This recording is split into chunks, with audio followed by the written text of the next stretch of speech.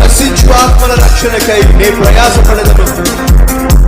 కష్టాలెన్నొచ్చినా కుంగిపోకుందును, ఎన్నటికీ వెనుదిక్కను అండని ఉండగా, ఎన్నటికీ ఓడిపోను జయశాలి వల్ల నువ్వు నాకు తోడుకుండగా. అందరం కలిసి స్వరాలు చెప్పి, నశించు ఆత్మల రక్షణకై నే ప్రయాసపడుదును. కష్టములెన్నొచ్చినా కృంగిపోకుందును. నశించు ఆత్మల రక్షణకై నే ప్రయాసపడుదును. కష్టములెన్నొచ్చినా కృంగిపోకుందును. ఎన్నటికీ కృంగిపోను వండని ఉండగా, ఎన్నటికీ ఓడిపోను ఎదాని ఉండగా, ఎన్నటికీ కృంగిపోను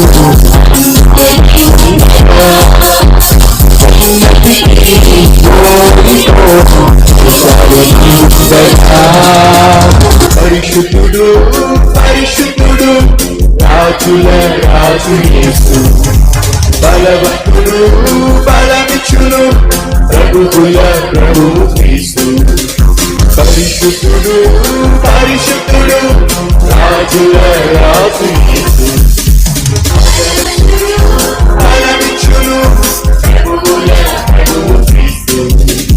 రాజుల రాజు యేసు, ప్రభువుల ప్రభువు క్రీస్తు.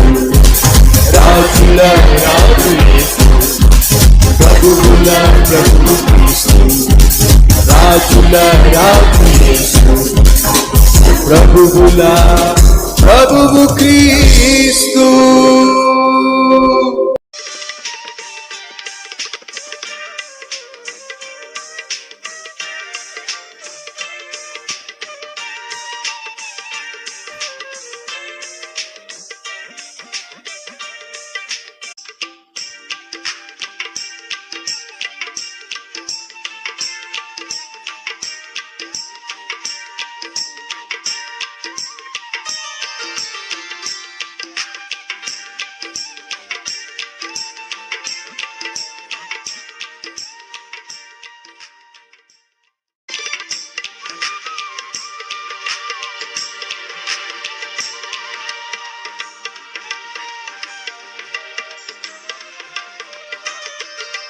చాలా సందర్భాల్లో చాలా మంది తమ్మును తాము చంపుకోవడానికి ప్రధాన కారణం చెప్పమంటారా?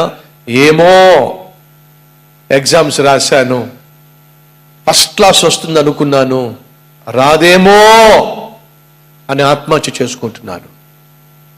ఇంటర్వ్యూకి వెళ్ళాను, ఇది కూడా ఇంతేనేమో, ఇక నాకు ఉద్యోగం రాదేమో ఆత్మహత్య చేసుకుంటున్నారు. పిల్లలు పుట్టరేమో దిగులు పడిపోతున్నారు. అప్పులు తీరవేమో చింతిస్తున్నారు. నా భర్త ఇక ఇంతేనేమో, నా భార్య ఇక ఇంతేనేమో, మార్పు రాదేమో, ఏమో అని చెప్పి ప్రశాంతతను పోగొట్టుకుంటున్నారు. ఉన్నారా మన మధ్య ఏమో అని చెప్పి ఆరోగ్యాన్ని పాడు చేసుకుంటున్న వాళ్ళు, ఏడుస్తున్న వాళ్ళు, చింతిస్తున్న వాళ్ళు ఎవరైనా ఉన్నారా? పౌలు శీల చెరసాల్లో ఉన్న ఖైదీలు పారిపోయారు, ఏమో అని చెప్పి కత్తి తీసుకుని తను చంపుకోబోతున్నప్పుడు పౌలు శీల గట్టిగా అరిచారు, ఏ హానియో చేసుకోవద్దు, నిన్ను నీవు చంపుకోవద్దు, మేము ఎవ్వరూ ఎక్కడికి పారిపో. నువ్వు అనుకున్నావు కానీ అనుకున్నది మాత్రం వాస్తవము కాదు. ఈరోజు ఎవరైనా ఉన్నారా మన మధ్య? ఏమో. ఒక విషయం చెప్పమంటారా? క్రైస్తవునికి ఏమో అనేది లేనే లేదు. ఎందుకని? దేవుడు అవునంటే అవును, కాదంటే కాదు. మధ్యస్థంగా మనల్ని విడిచిపెట్టే దేవుడు మాత్రం కానే కాదు. ఏమో ప్రసక్తి లేదు. నా భర్త మారడేమో, నువ్వు కన్నీటితో ప్రార్థన చేస్తే ఎందుకు మారడు? ఉద్యోగం రాదేమో, నా ప్రభు పాదాలు పట్టుకొని నువ్వు ప్రయత్నం చేస్తే ఎందుకు రాదు? ఈరోజు నువ్వు దేని గురించి ఏమో అని చెప్పి అంటున్నావో దాన్ని ప్రభువుకు అప్పగిస్తే ఎందుకు జవాబు రాదు?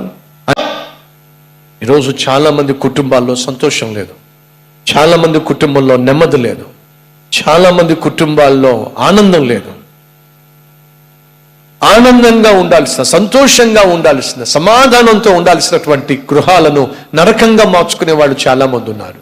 అన్నీ ఉన్నప్పటికీ కూడా, దేవుడు అన్నీ ఇచ్చినప్పటికీ కూడా ఇదిగో ఏమో అనే దౌర్భాగ్యమైన మనస్తత్వం కలిగి కుటుంబాన్ని నరకంగా మార్చుకునే వాళ్ళు లేరా? కుటుంబంలో భర్త కావచ్చు, భార్య కావచ్చు, పిల్లలకు కావచ్చు, కావాల్సింది చెప్పండి. తినడానికి తిండి కావాలి, దేవుడు నీకు తక్కువ చేయలేదే. ఉండడానికి నీడ కావాలి, నీకు నీడ ఉందే. కట్టుకోవడానికి గుడ్డ కావాలి, గుడ్డు ఉందే. కుటుంబం ఉందే, పిల్లలు ఉన్నారే, ఇంకేం కావాలి? దేవుడు నీకు ఏది ఇచ్చినా, ఎంత ఇచ్చినా ఇంకా ఏడుస్తూనే ఉంటావే, అది శని, అది దౌర్భాగ్యం.